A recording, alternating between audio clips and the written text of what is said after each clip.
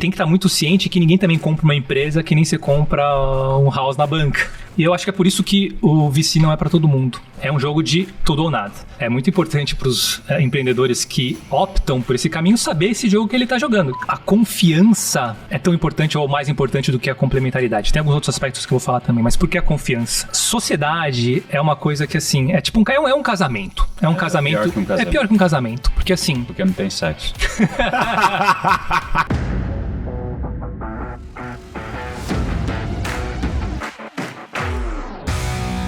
Sejam muito bem-vindos ao Papo de Gestão, podcast aqui do G4 Podcast, onde a gente traz donos de empresas, fundadores, empreendedores, C-levels, para contar para vocês um pouquinho da história deles, aquilo que eles fizeram que deu certo, o que eles fizeram que deu errado, para que você possa aprender e aplicar no negócio de vocês e cortar ali um caminhozinho com esses aprendizados. E hoje eu tenho um prazer imenso estar com esse cara aqui, uma pessoa que eu admiro muito, uma pessoa que eu encontrei em vários momentos da minha vida, troquei muita ideia com ele durante a minha jornada empreendedora e um dos primeiros empreendedores do Brasil aqui de tecnologia, diria dessa segunda leva, né? Não da galera de 2000, mas a galera de 2000 alto, né?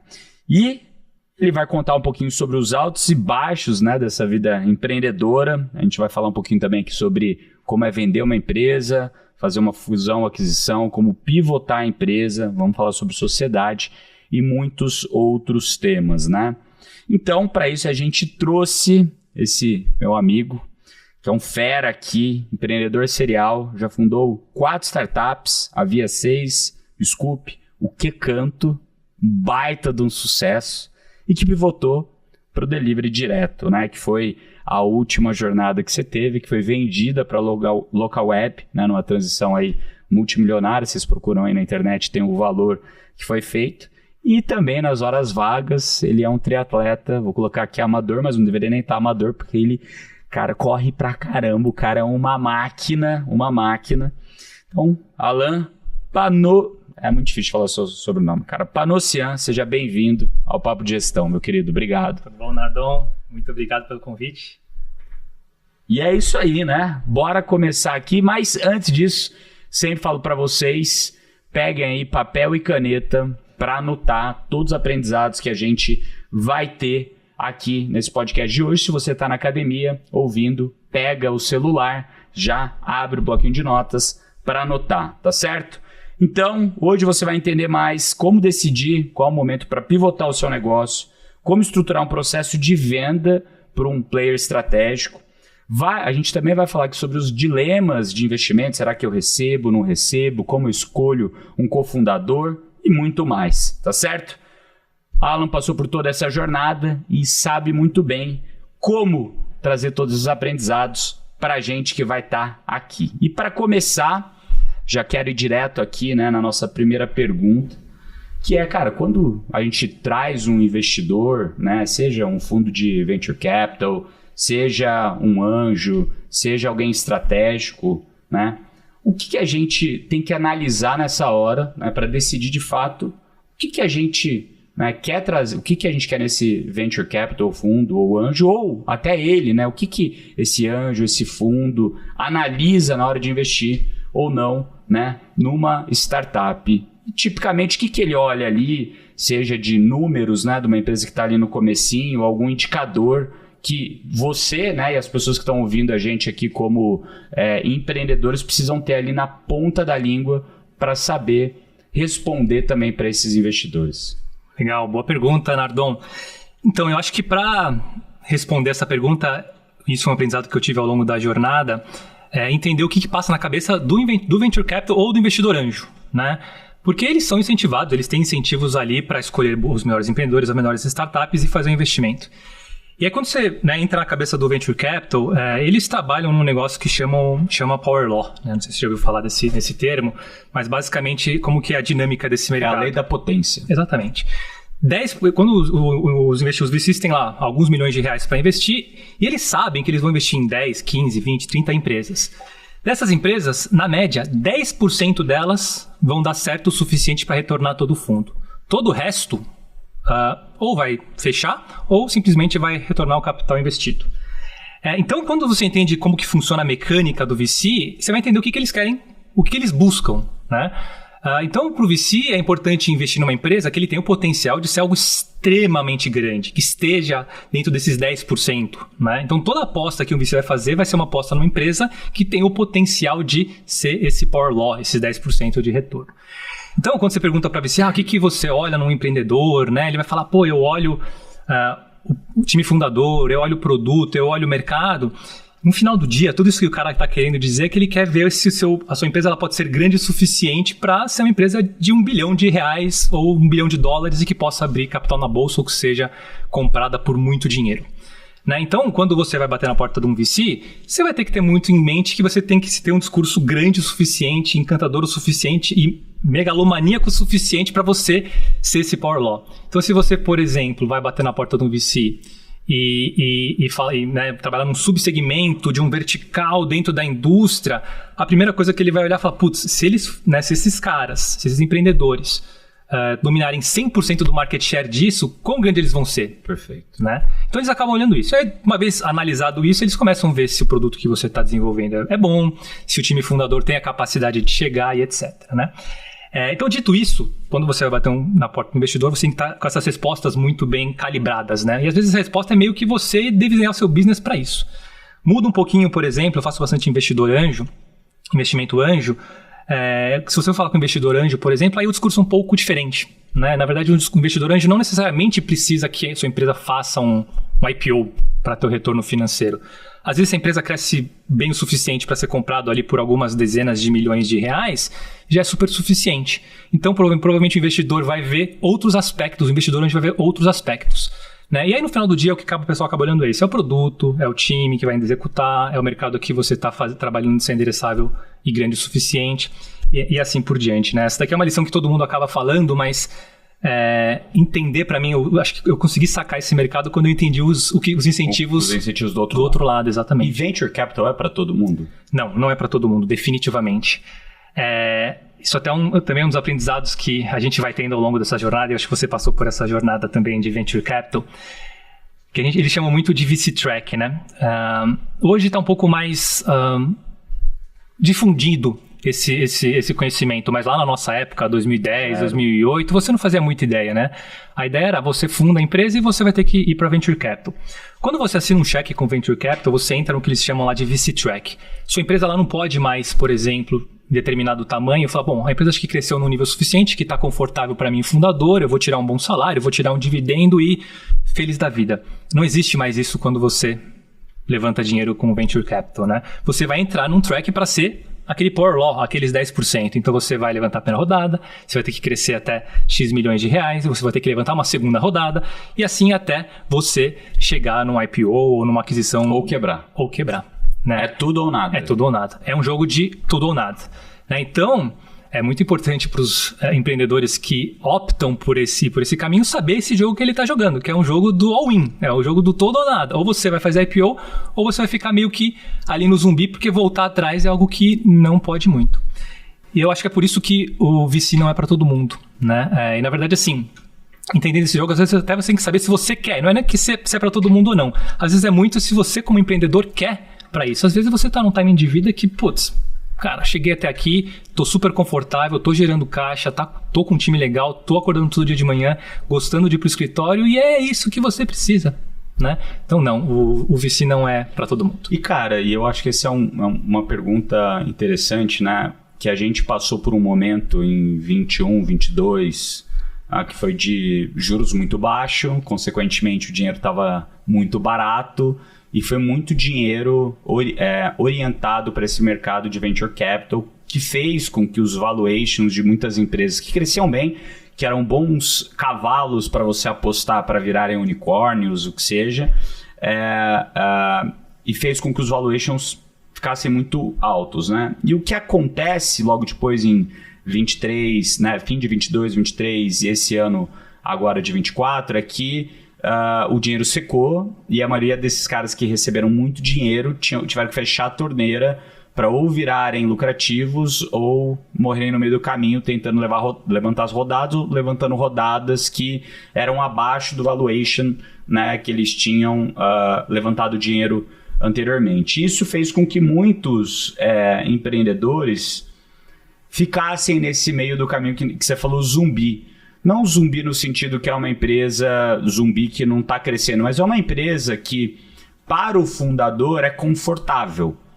Né? Porque, eu tô aqui, tô ganhando meu salário, eu tenho um percentual dessa empresa que tá crescendo talvez uma velocidade menor do que a gente gostaria que ela tivesse, que a gente não, eu como fundador sim, mas que meus investidores muito menor.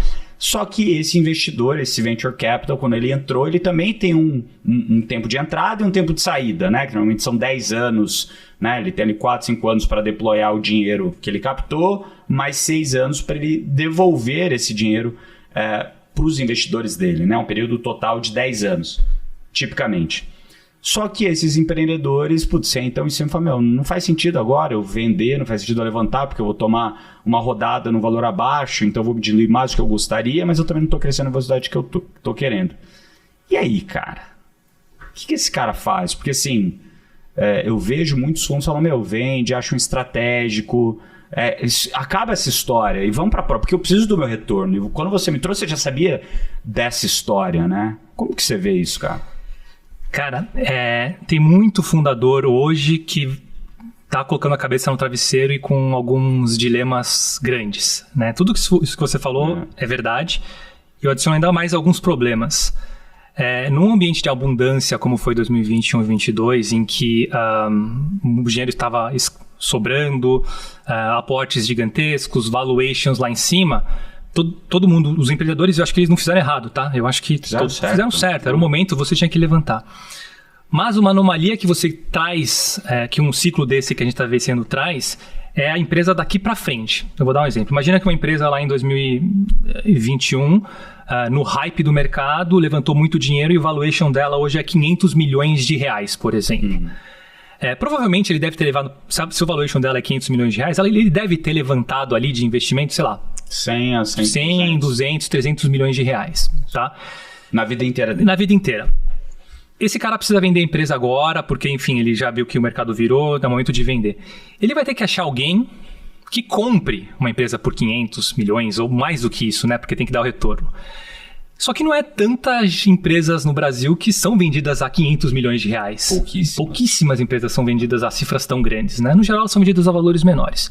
Se ele está olhando para a companhia dele e fala assim, vai ser difícil eu chegar num tamanho para fazer um IPO porque o mercado fechou, eu acho que liquidar a empresa é a melhor estratégia. Liquidar no sentido de vender. Sentido de vender, né? Não estou falando de fechar. Isso. De forma alguma, uma empresa de 500 milhões de reais é uma empresa provavelmente muito boa.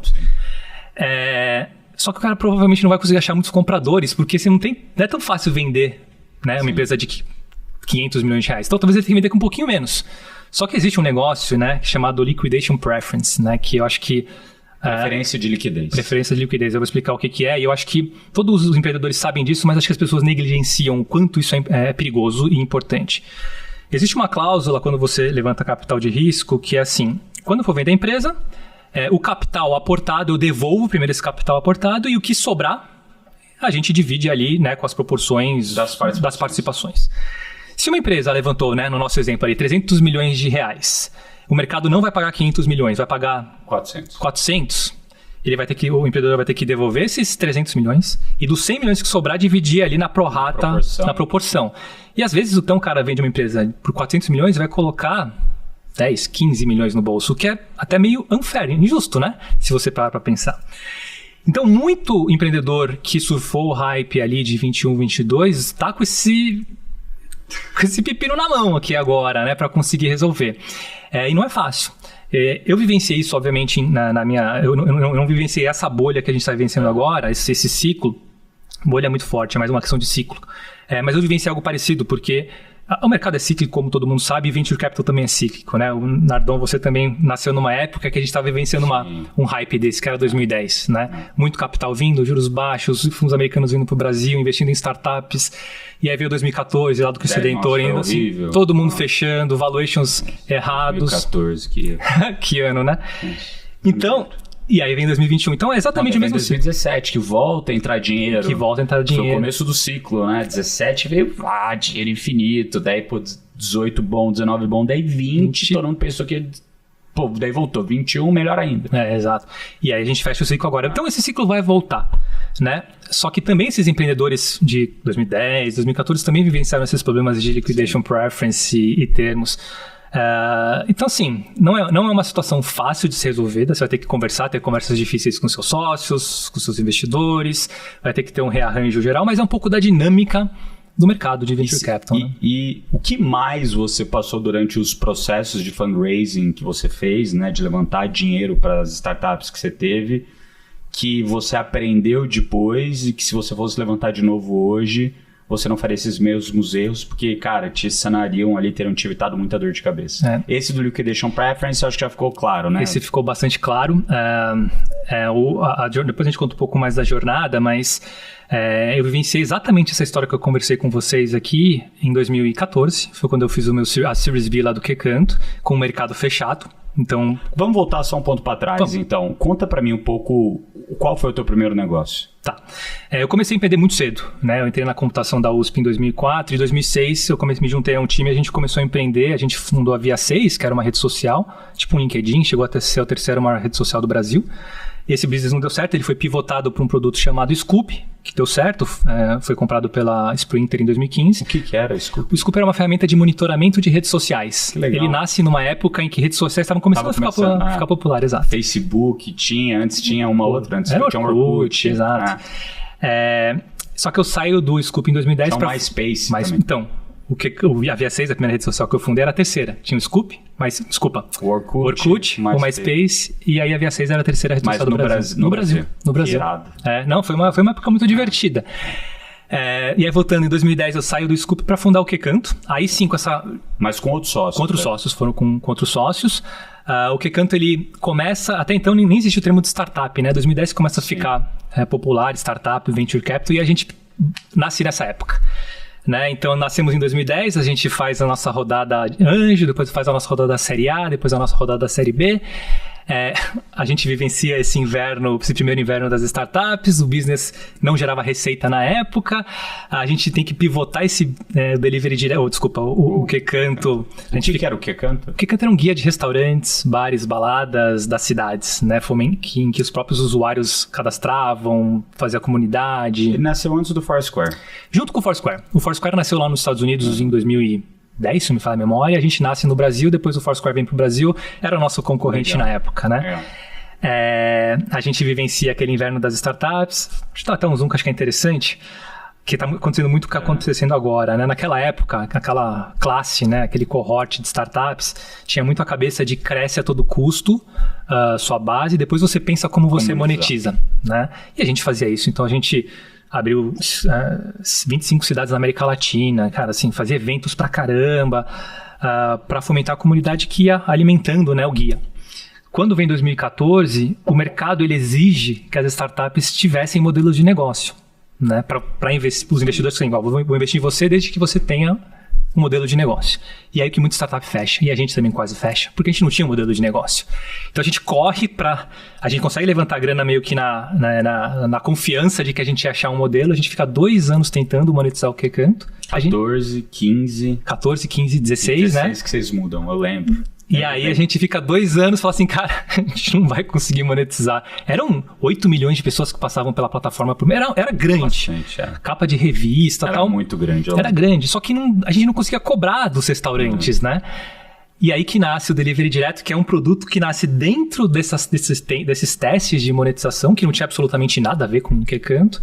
E aí esse produto, sim, começa a monetizar, a crescer, e aí é que a Localweb compra em 2019. Então, long story short, né, essa é um pouquinho da jornada empreendedora, essas 4 empresas e como que elas foram se conectando ao longo do tempo. E como você entendeu, né? Então, você estava lá com a QCanto, que tinha muito, cara, restaurante, bar, balada na plataforma. Como que foi para você esse momento de entender a dor do cliente e falar, putz, aqui tem negócio, tem um negócio que dá para cobrar? Foi porque, putz, o iFood estava grande, na época a gente estava começando a rápido. Eu lembro que a gente conversou muito nessa época. Vocês eram uma solução white label, de fato, para o restaurante, para ele mesmo ter o delivery deles. Então, como é que foi para você encontrar essa dor? Falou, opa, aqui tem uma dor grande o suficiente para o cara topar pagar um dinheiro que pare o meu modelo de negócio de pé. Boa, ótima pergunta também. Eu comentei, né, que a gente ficou 2 anos tentando monetizar o Kekanto. E a gente lançava produtos assim, esteira de produtos. Vamos lançar aqui uma ferramenta de presença na web para os restaurantes ou para os bares. Vamos lançar uma campanha de push geolocalizada. Vamos lançar banner. Vamos lançar ferramenta... A gente tentava de tudo. Tudo gerava um pouquinho de receita. A gente sentava com o dono do estabelecimento, do restaurante. Ele gostava, mas na hora H o cara não queria pagar. Não é possível, cara. A gente construiu tudo isso, não é possível que não tenha nada, né? E aí tem um viés que eu acho que foi decisivo pra gente naquela época, que chama Sunk Cost Fallacy. Basicamente assim, isso aqui marcou muito pra mim na época. E que demora muito para você sacar que você tá surfando no mar sem onda e que teu business no final do dia não vai virar, né? Por que é muito difícil você ter isso? Porque você tá... Já gastou muito, você tá investindo infinito. Eu tava 6 anos já construindo o Kekanto. Então pra você falar assim, cara, esses 5, 6 anos que eu fiz não vão dar em nada, é muito difícil para um empreendedor, né? É muito difícil. É igual aquela história de você empurrar o burro ladeira abaixo. Exato. E assim, tá com o burro lá, que ele tá te segurando, mas cara, empurra logo o burro. Mata logo ele. E com fama, a gente ia na rua, as pessoas conheciam o Kekanto e tal. Você fala assim, cara, não é possível que esse negócio não vai dar certo. Aí 2 anos depois, imagina, 2 anos você tentando criar produtos que monetizam. Chega uma hora que você fala assim, cara, eu acho que não tem jeito. Vou desistir, foda-se. E aí, o que a gente mudou de abordagem? A gente batia na porta do restaurante, do bar, tentava vender Kekanto, o cara falava, cara, porra, legal, mas não é prioridade. Aí a gente falou, então faz o seguinte, me conta o que tá ruim aí pra você, o que tá doendo? Né? Tipo, pegava os restaurantes que a gente era mais próximos, e aí o cara falava, sei lá, tá difícil aqui de contratar pessoa, tá difícil de gerenciar o caixa. E aí começou, naquela época, uma reclamação falando, cara, tem esses marketplaces aqui que estão cobrando 35%, e meu cliente que era meu recorrente, que pedia todas as telefone, tá pedindo por lá, eu ganhei um sócio aqui, cara, eu tô vendendo mais, mas eu tô perdendo dinheiro. Aí a gente fala assim, tá, interessante.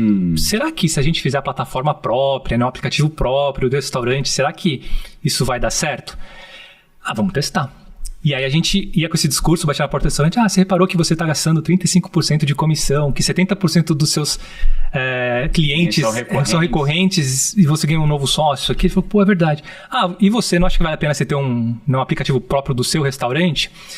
E aí depois daqueles 2 anos tentando, era a única coisa que a gente via brilhar o olho do dono do restaurante. Aí que a gente falou, putz, acho que tem alguma coisa. Só que demorou 2 anos, e assim, 2 anos queimando dinheiro de investidor e etc. Então, não dá pra falar que foi uma coisa super, ultra, mega planejada, não. A gente entendeu, mapeou o mercado. Foi uma coisa que a gente falou assim, cara, estamos desistindo desse business.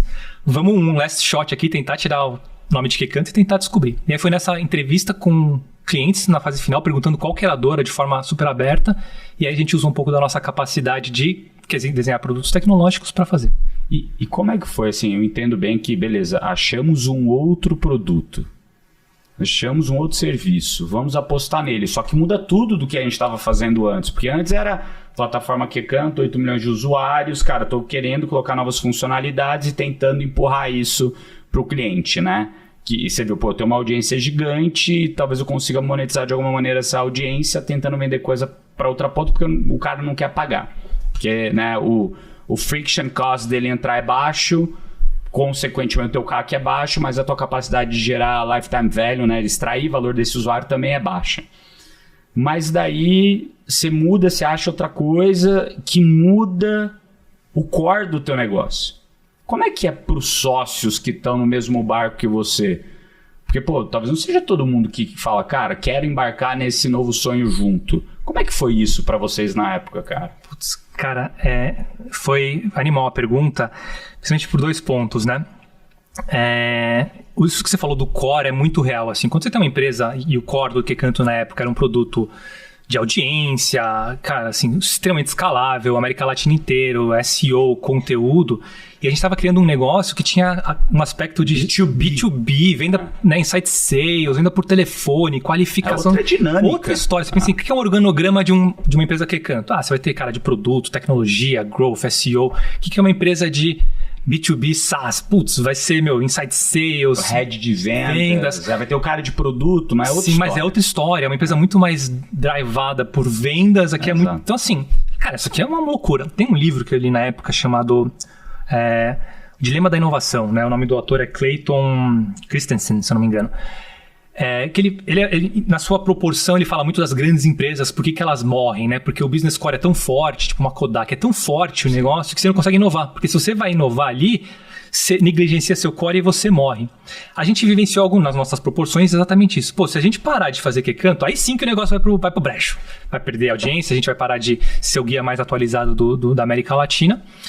O que a gente fez na época, né? Qual foi a nossa decisão? Em vez da gente misturar tudo, vamos fazer como se fosse uma business unit, uma unidade de negócio separada, a gente aloca um dos fundadores para nova com um timezinho de programação e tal, um ou outro recurso compartilhado e vamos fazer. Lembra que naquela época o delivery direto era mais um teste de tudo que a gente estava fazendo. Então, que nem todos os outros tinham dado errado. Todos dado errado, exato.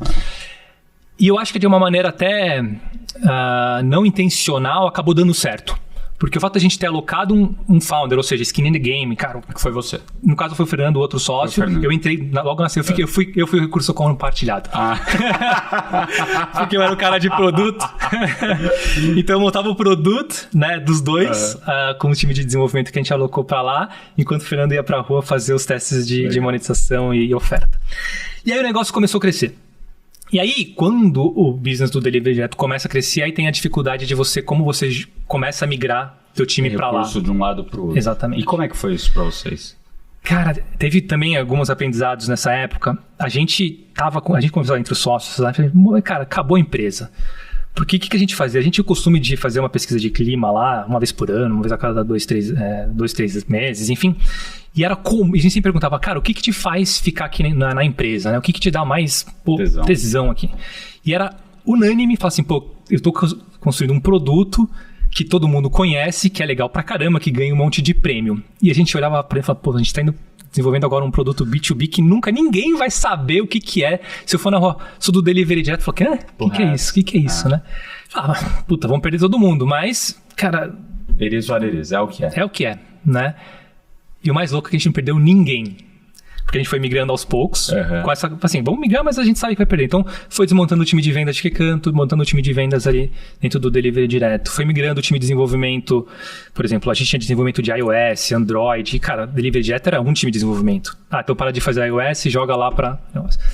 E não perdemos ninguém. E aí, quando a gente falou, cara, era um baita medo e não tá acontecendo nada. E quando a gente foi e fez uma nova pesquisa de clima perguntando, né, o que te faz ficar aqui... Não aparecia mais, estou construindo um produto animal. Eu falava assim, pô, tô numa empresa que tá crescendo, tô participando de um que tá dando dinheiro, que tô vendo crescer mesmo. Mudou o objetivo. As mesmas pessoas, os mesmos times, só que mudar um pouco do negócio. Então, eu acho que isso aqui foi uma coisa muito louca pra gente, que era um baita medo. A gente falou, cara, vamos ter que fazer isso, vamos migrando aos poucos, né? Porque também a gente não queria fechar a porta do Quecanto, porque a gente tinha que ter um head ali. Fomos migrando aos poucos, e aí então meio que o write-off do Quecanto, ou seja, não a morte do Quecanto é muito forte, né? Mas o phase-out foi feito de forma muito orgânica. E galera, olha só, vocês viram aqui a importância, né, de contar com uma equipe de excelência junto com você, né?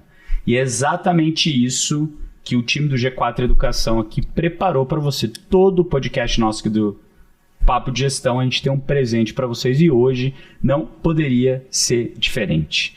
E aqui é muito sobre o quê? Como você forma uma boa equipe, né? Então, o time preparou aqui um guia super detalhado com as características de um time de alta performance, perguntas que você deve fazer para avaliar o seu time e muito mais coisa, muito em linha com isso que o Alan trouxe aqui pra gente. De novo, material 100% gratuito, basta você entrar lá no @bruno.nardon, meu Instagram, e digitar lá, mandar para mim no direct message a palavra delivery, delivery,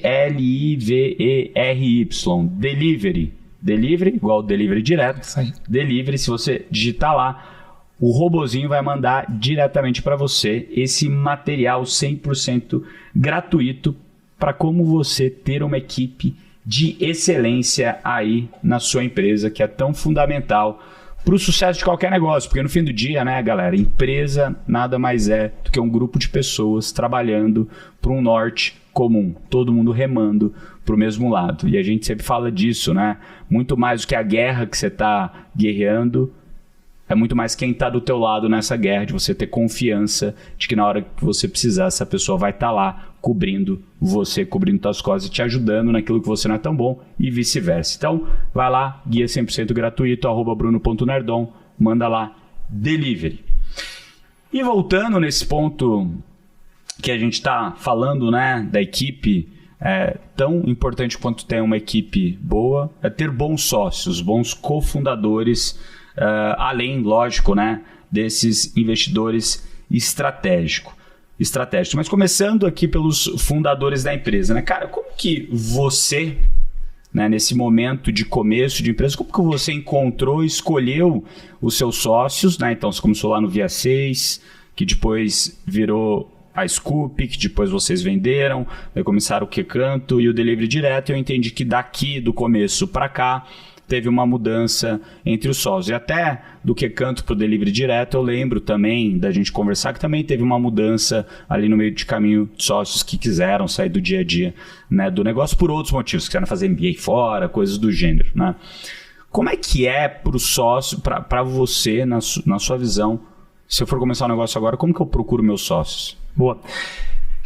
Se você perguntar isso para o mercado, no geral eles vão falar assim, pô, busque alguém que tenha uma complementariedade das suas skills, né? Então, pô, se você é um cara de business, vai buscar um cara técnico. Se você é um cara técnico, vai buscar um cara de vendas, né?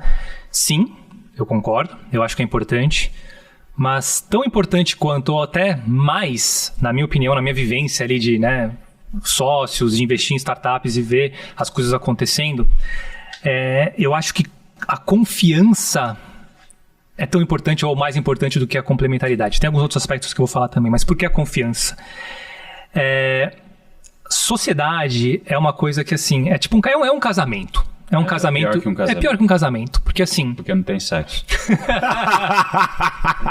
Eu ia falar que... mas que também casamento é um também casamento. Não. O que... Tipo, é um negócio que, assim, se você briga com teus sócios e a empresa já está grande, a empresa, ela morre, ela vai pro brejo, você perde seus investidores, você vai ter um problemaço ali dentro. Então, e assim, assim como um casamento, as empresas vão ter vários altos e baixos. Você vai ter momentos de de conversas difíceis de dinheiro, conversas difíceis para onde ir, se vende, se não vende, se a gente deveria levantar grana, se não deveria, se a gente deveria parar de querer crescer, se a gente deveria contratar, se o seu salário como CEO deve ser menor que o meu salário como CPO. Essas conversas, elas vão ser recorrentes. E numa hora H de uma venda, alguma coisa desse tipo, que o dinheiro grita, muita coisa acaba acontecendo, né? E você tem uma confiança plena de que mesmo na hora do risco maior ou da hora de que azeda, você pode confiar com a pessoa que a gente vai tentar criar algum ambiente saudável para todo mundo. Para mim é tão importante quanto complementaridade. A complementaridade, ela vai ser muito útil no começo, no D0, para você lançar o teu start, mas só que esse começo da empresa vai ser 1 ano, 2 anos. A empresa vai durar 10, 15, 20 anos, e aí é 10, 15, 20 anos que você vai ter que acordar com uma pessoa do teu lado e confiar nela o tempo inteiro. Então, para mim, a confiança é muito boa. Bom. E o mais fogo de tudo, assim, porque você, por exemplo, namora com uma pessoa há 3 meses, tem filho e vai casar, né? No formato padrão, entre aspas. Só que tem muita gente que empreende e funda empresas assim. Tipo, participa de um programa de matchmaking lá entre founders. Conheci um cara aqui, já vai e faz. Cara, assim, a chance disso daí da azedar é muito grande. Tem um estudo de Harvard que fala que 70% das empresas que fecham por problemas de pessoas. E desses 70%, a vasta maioria é briga entre fundadores, né? Só que você não vê se falar tanto disso no mercado. Você vê muito, achei um cara aqui que, eu conheci ali num café e comecei, cara, não. Você tem que conhecer esse cara de muito tempo atrás, de outras experiências, seja profissionais, seja de amizade. Então, a minha recomendação é muito forte nisso aqui. Segunda recomendação que eu dou, muito para os vendedores que vêm falar comigo, se você buscar no Google Founders User Guide, o Google desenvolveu uma ferramenta muito interessante, Founders User Guide, né? O guia do usuário do fundador. É uma dinâmica muito legal que você você imprime um papelzinho, tem lá um negocinho para você preencher, cada fundador faz o seu, né? Depois senta numa mesa e compartilha ali, mas é um exercício muito de alinhamento. E existe muito problema de sociedade por causa de alinhamento. O que você quer fazer alinhamento, né? O que o cara espera da companhia, né? Se vier uma oferta de 10 milhões de reais para comprar... Você vende ou não? Para uma pessoa que já tem um patrimônio, cara, às vezes fala assim, não, eu quero ir pro 100, 200. 100, 200. Pro cara que acabou de sair da faculdade, cara, vai mudar a vida dele, né? Tem um exercício que nesse mesmo programinha lá, que é o pre-mortem, né? Ele fala assim, cara, imagina que tua empresa vai fechar daqui 12 meses por problemas relacionados ao seu co-founder. Conta essa história. Escreve. Cara, esse exercício, aí um falar pro outro, você já resolve tanto problema de alinhamento. Também tem um exercício lá que é o alinhamento entre o que eu espero do meu cofundador. E as pessoas não falam disso. Eu espero que, cara, você se dedique tantas horas, que você entregue o produto com essa qualidade, que você desenvolva disso, que você monta o time XYZ. Outro, eu quero que você assuma vendas, etc. Só que essa conversa, as coisas ficam meio subentendidas. Sim. E aí o cara tá sempre esperando que o CTO entregue... Mas você nunca falou exatamente o que você esperava. Então é um exercício simples, que é muito legal. Muito legal. Então eu recomendo isso. Sim, complementariedade é importante, mas principalmente confiança, alguém que você realmente confia e não é da boca pra fora, é confiar mesmo. E esse exercício de alinhamento prévio, evita muito conflito indo em frente. Vamos fazer o seguinte, time, pega esse material, pode ser? E coloca junto com o material do delivery. Pode ser? Então, quando a pessoa mandar lá delivery, ele vai receber 2 materiais. O material que a gente vai falar do guia de pessoas e no mesmo lugar, ou logo uma mensagem embaixo, a gente manda esse material do Founders User Guide. A gente também tem um aqui que é parecido com esse, que é o Founders Agreement, né, que é parecido, se bobear até o mesmo, né, ou um é baseado no outro, onde ele busca de fato fazer esse alinhamento entre os fundadores. E se a gente precisar expandir a empresa e expandir para fora do Brasil, quem vai? Quem não vai? Por que iria? Por que não iria? E se alguém quiser sair da empresa? E se a gente quiser tirar alguém? E se começar a ter briga entre os sócios? O que a gente faz? Então, essas regras, né, que você pré-alinha quando tá tudo bem, é que nem um pacto nupcial no casamento. Você vai combinar. Você quer aqui comunhão total, separação total, como é que você quer fazer, né? Então, nada melhor do que alinhar quando tá tudo bem. E eu acredito muito que esse Founders User Guide, que nem se falou, ou esse que a gente usa aqui também internamente, é muito importante para isso, porque tem muita coisa que a gente acaba não explicitando, verbalizando intencionalmente, que lá na frente dá problema. Exato. Porque a gente tinha uma expectativa que a gente não pré-alinhou e a gente acha que as pessoas têm exatamente as mesmas vontades que a gente, né? Então, golaço, cara.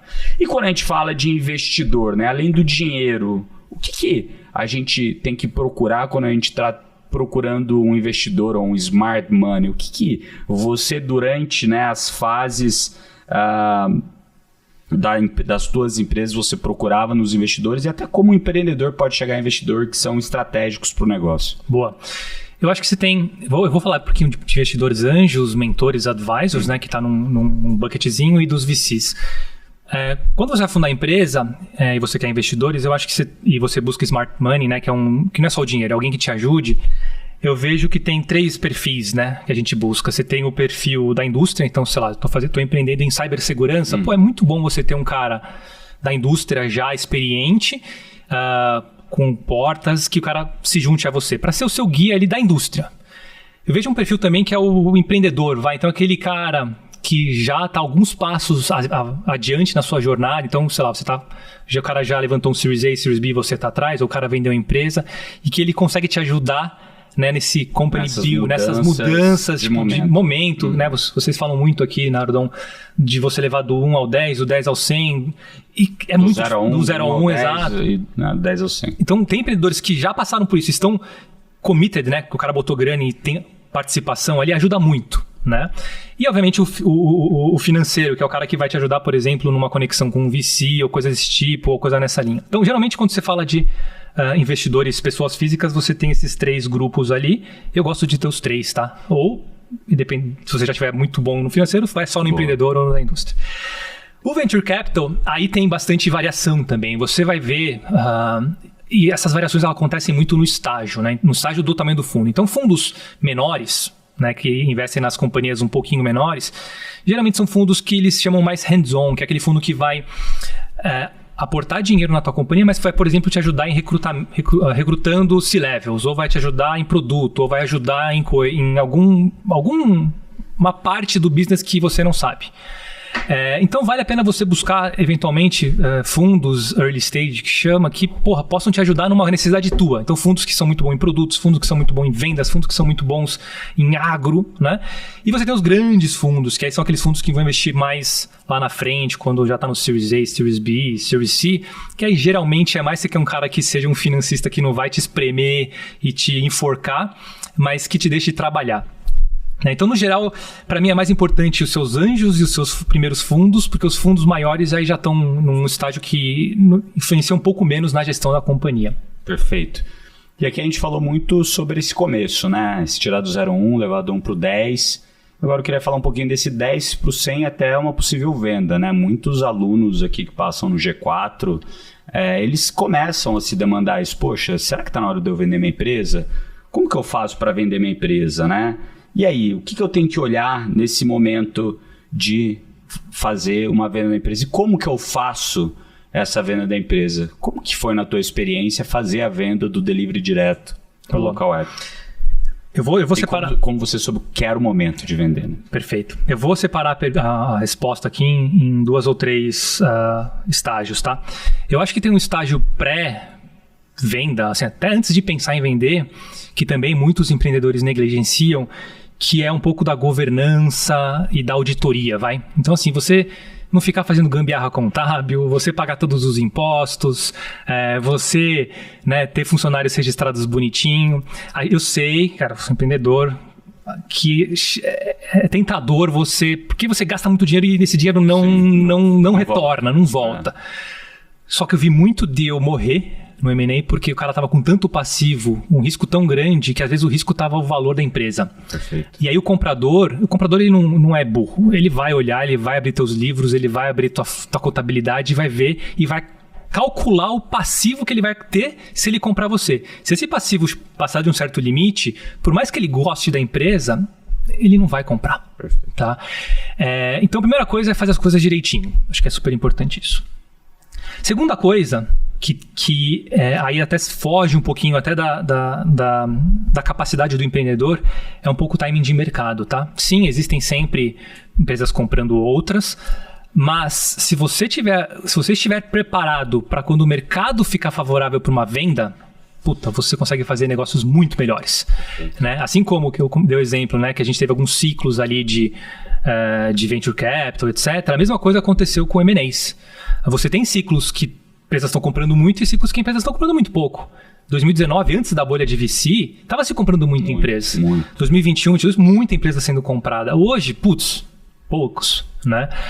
Porque quem compra essas empresas, no final do dia, são empresas grandes, abertas em bolsas, e essas empresas abertas em bolsas, elas reportam para o mercado financeiro. Perfeito. Se o mercado financeiro fala, não, cara, tá numa época mais de conservador, porque o dinheiro tá caro, etc., isso vai, de uma maneira ou de outra, sendo cascateada até chegar na startup, né? Quer dizer que nunca vai ter M&A? Não, você tem M&As em momentos mais frios, só que vão ser M&As um pouco mais esporádicos, com valuations um pouco mais condizentes, etc. Então, primeiro, pré-trabalho. Segundo, estar preparado para esse timing. Terceiro, ter as métricas atrativas. Perfeito. Né? E aí, de novo, o que é métrica atrativa, né, para uma compra? O ser humano ele é muito louco, né? Porque essas métricas não é falar assim, se você está crescendo sempre, você vai ser atrativo. Tem momentos que empresas vão querer comprar outras, as empresas que têm EBITDA grande. Tem outras que vão querer que você está crescendo muito bem. Tem outras que vão querer complementar. Comprar carteira de cliente. Comprar tecnologia. Exato. Tem empresas que vão fazer o acqui-hire, que quer comprar o time. Então, assim... Se você não consegue ter tudo, vou ter crescimento, vou ter EBITDA, ou você pode ter tudo também, né? Mas você tem que... Que é bem raro. É raro. Então tem muito disso no M&A. Você tem que estar preparado meio que para o que for. E aí eu acho que isso conecta com o terceiro grupo de coisas, que é, beleza, o timing tá bom, quero vender a companhia, decidir fazer isso com uma boutique ou fazer isso daqui sozinho. Você vai fazer um trabalho de mapear os seus possíveis compradores. Tá?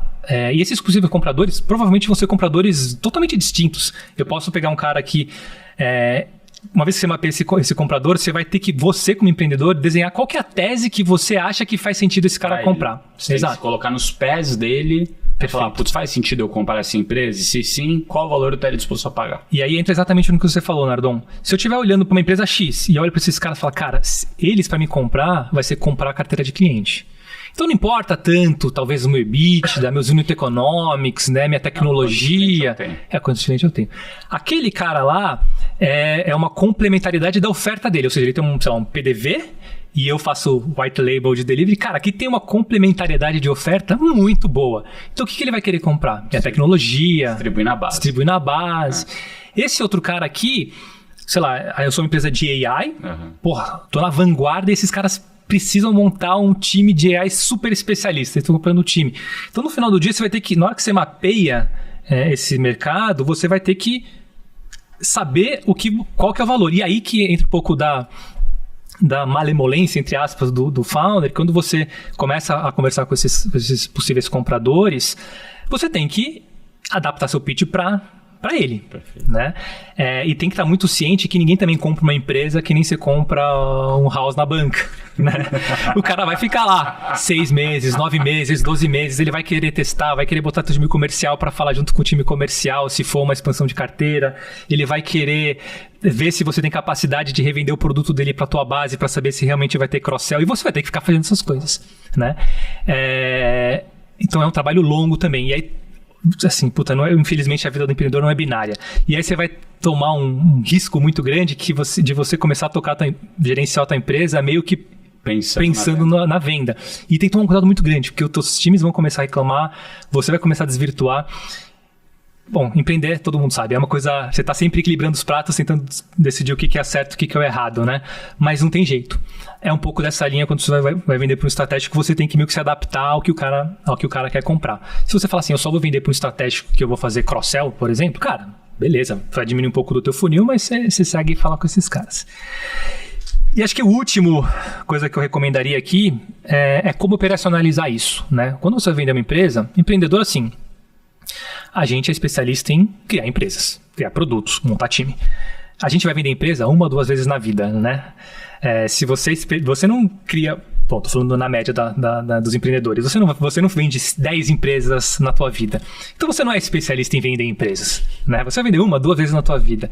Você como líder do negócio. Como líder do negócio. Você até que você como investidor vende. Perfeito. Né? Se eu sou um cara de M&A, aí tudo bem. Eu como empreendedor, que tô criando meu business aqui, contratando as pessoas, cara, você vai vender 1 vez, 2 vezes, 3 vezes, assim, se você for o supra-sumo do empreendedor. O fodão. Então você precisa de apoio. Né? Você tem caminhos de ir para uma boutique, que é uma consultoria que vai te ajudar a vender, ou você pode ir na cara e na coragem. Vai muito do empreendedor. Eu optei por ir na cara e coragem, mas eu me cerquei de 2 bons mentores. 2 caras que tinham passado pela jornada, um pouco parecido do Anjo que eu falei. 2 caras que tinham experiência em M&A e eles foram me acompanhando nessa jornada, nesses 6, 9, 12 meses de namoro ali com os estratégicos até o deal acontecer. Muito bom. Então são essas 4 coisas que eu deixaria pro time aqui. Porrada, golaço. É uma aula aqui. Eu falei pra vocês que vocês iam ter uma aula aqui com ela. O cara é muito, muito, muito bom mesmo. E tá dando uma aula pra você. Então se você já notou pelo menos umas 3 páginas aí, você tá fazendo algo de errado, não tá com a caneta na mão. E cara, você fez a venda da Delivery Direto para Local Web, né? Uma empresa, cara, de tecnologia, uma das principais aqui do país. Como que isso impactou a empresa e como isso impactou você, cara? Boa. Cara, muda tudo, né? Muda tudo. Você tinha um jeito de trabalhar, você vai ter que se adaptar. Eu acho que alguns acertos que eu fiz que dá para compartilhar com a audiência, eu desenhei um framework na época, até de forma meio não intencional de novo. Eu desenhava um tripé na lousa lá com o meu time que estava me ajudando no M&A, no time interno, né, que estavam participando ali da decisão. E eu falava assim, a gente, para escolher a empresa que a gente vai vender, a gente tinha 3 term sheets na época, né, de compra. A gente tem essas 3 variáveis. Uma variável é a grana em si. A outra variável é como vai ser a vida nossa pós-M&A. E a terceira é o quanto que essa empresa que vai comprar a gente pode alavancar o business como um todo. né?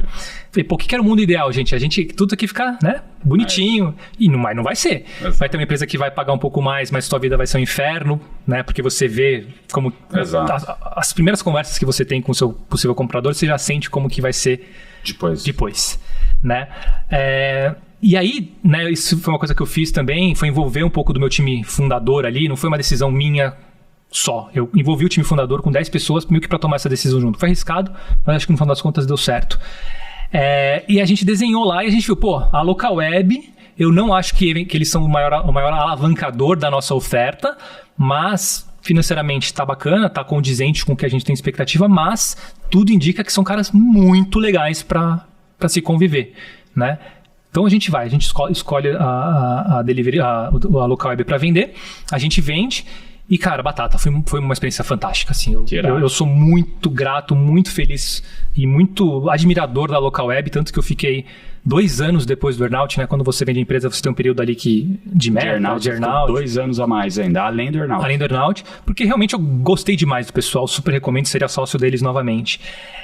Então foi muito acertado, né? Então tem isso, eu fiz um pouquinho de diligência também, então conversei de forma informal com alguns empreendedores que tinham vendido para sido comprados ali para sentir, né? Pescar ali como que foi e tal. Então você vai juntando ali algumas coisinhas, né? E aí, beleza, vendi. Acho que uma coisa que eu também fiz certo, eu falo muito de não ser intencional, e às vezes tipo, você vai fazendo as coisas meio que no feeling acaba dando certo. Eu sabia que ao vender, as coisas iam mudar. Né? A empresa, assim, eu vendi a empresa tinha, sei lá, 100 funcionários, eu vendi para uma empresa pública que ia ser pública. E assim, a empresa pública, ela tem um compliance absurdo. Então, assim, não era mais eu fazer folha com a minha contabilidade. Eu tinha que ter um sistema de gestão, SAP, RP, aquelas coisas monstruosas, super processo de compra, pagamento, super burocráticas, que nunca para uma empresa de 100 funcionários faz sentido. E tudo bem. Eu falei, cara, tudo bem, vamos lá, a gente toca isso aqui junto. Então, não me emputeceu ter jogado esse jogo. Eu falei, cara, não, a nova realidade é essa. E eu tinha que convencer meu time para isso. Falei, gente, assim, ó, agora vamos ter mais um pouco de burocracia, eles respeitam a gente, mas vamos lá. Se você encara dessa maneira, pô, as coisas começam a fluir. Não, você vai ter coisas para fazer, mas eu acho que jogar esse jogo, entender que a realidade mudou e tá aberto a jogar esse novo jogo, eu acho que é o jeito de você, empreendedor que vende a empresa, ter uma vida. Pô, se você ficar, não quero, cara, você vai ser infeliz, porque você vai precisar mudar a tua realidade, porque você mudou, cara, você agora faz parte de um grupo maior, né? Então eu acho que é um pouco dessas mudanças que aconteceram ali no M&A. Boa. Agora, antes de eu entrar num assunto aqui que eu tô curiosíssimo, que é algo que eu comecei a fazer esse ano, né?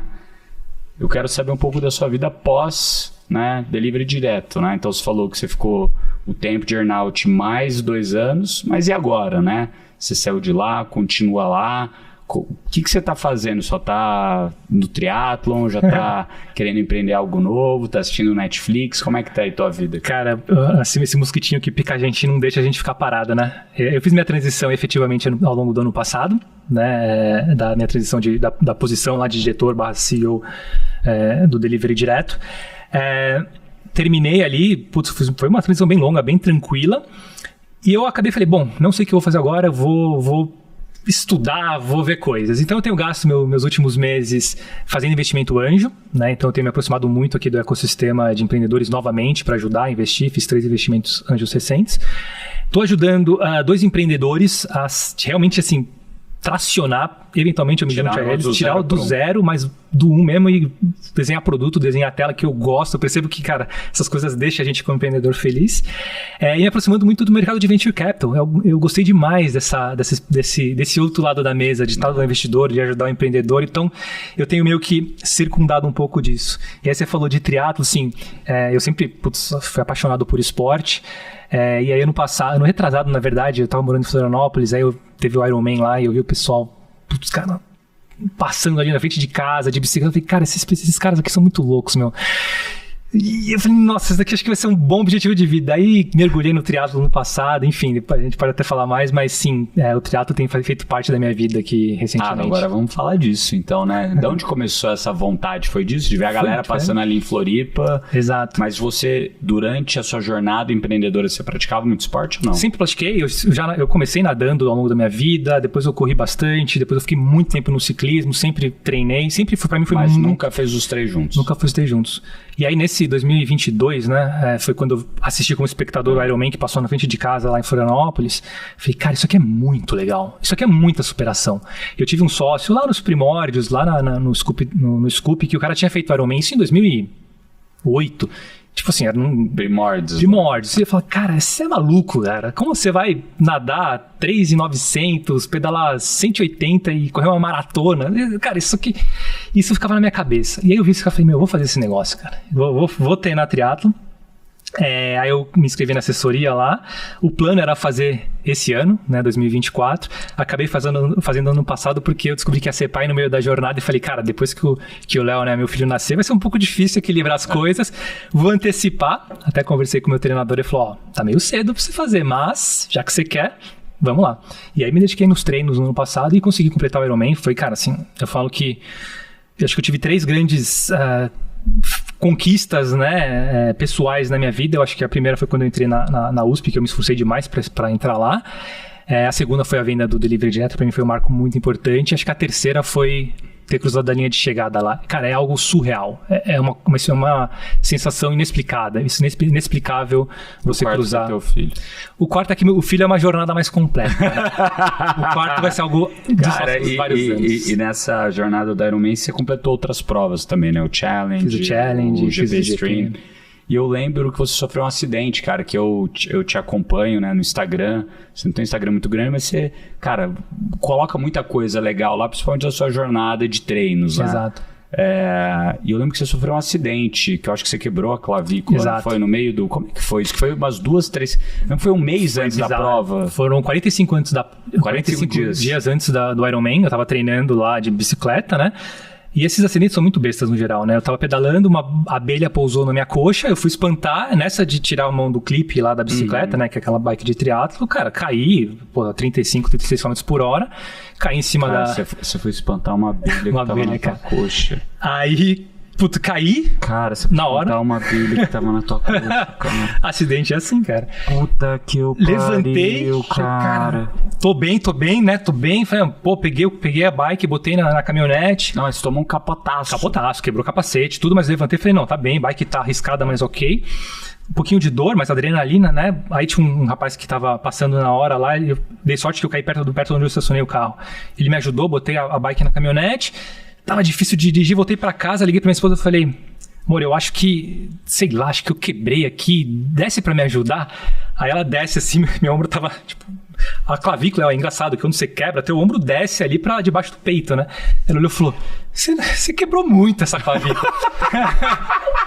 Aí a gente corre lá pro pronto-socorro, né? Pro hospital. Agora dá risada, né? Puta que pariu. Aí o cara...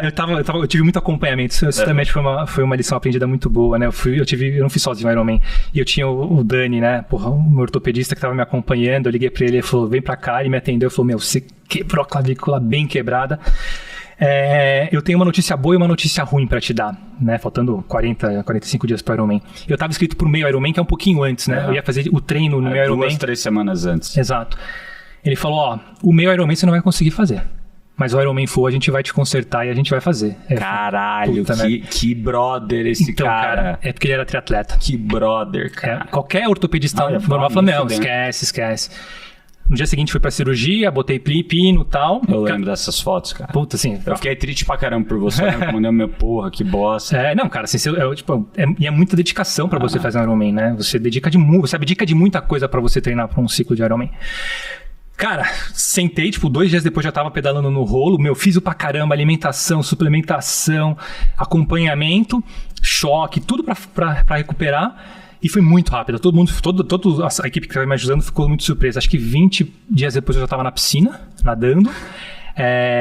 E consegui fazer o Ironman, cara. Então, assim, foi muito... Foi, assim, não foi no tempo que você queria. Não foi. Mas eu fiz em 11 horas e 53 minutos. Caralho, foi bem pra caceta, cara. Com acidente no meio do caminho. E chovendo, frio. Eu tava, obviamente, no meu pedal. Eu fiz ele muito devagar, porque eu tava muito com medo.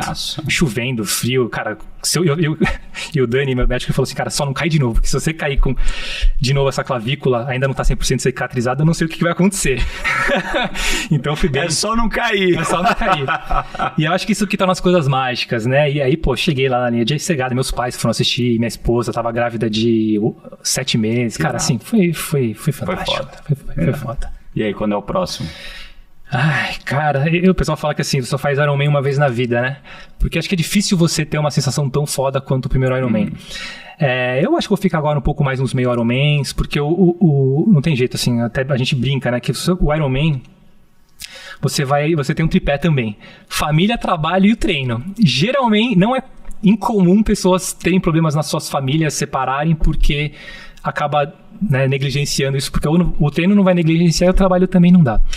E eu tô numa fase assim, agora eu sou pai e tal, continuo apaixonado pelo esporte, empreendendo novamente, fazendo essas coisas. Eu falei, cara, acho que não vou entrar num novo ciclo, pelo menos por enquanto. Vou fazer um meio Ironman que dá pra você encaixar numa rotina, com trabalho e tudo mais. Virado. E, cara, o que mais você aprendeu nessa sua jornada aí de triatleta?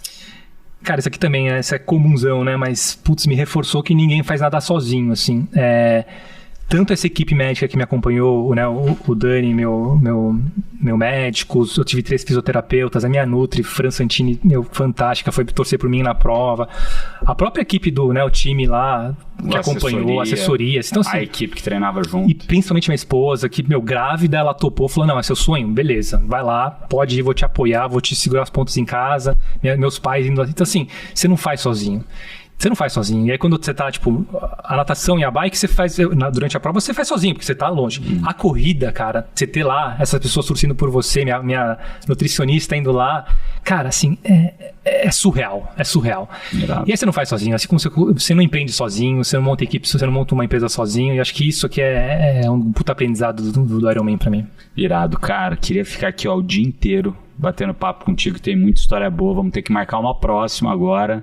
Daí uns 6 mesezinhos a gente faz outro papo aqui para pegar outros assuntos. Mas já estamos quase 1 hora aqui de episódio, a gente tenta ficar nessa 1 hora. E queria avisar vocês que estão ouvindo a gente que ainda vai ter o bate-bola aqui do gestor, né?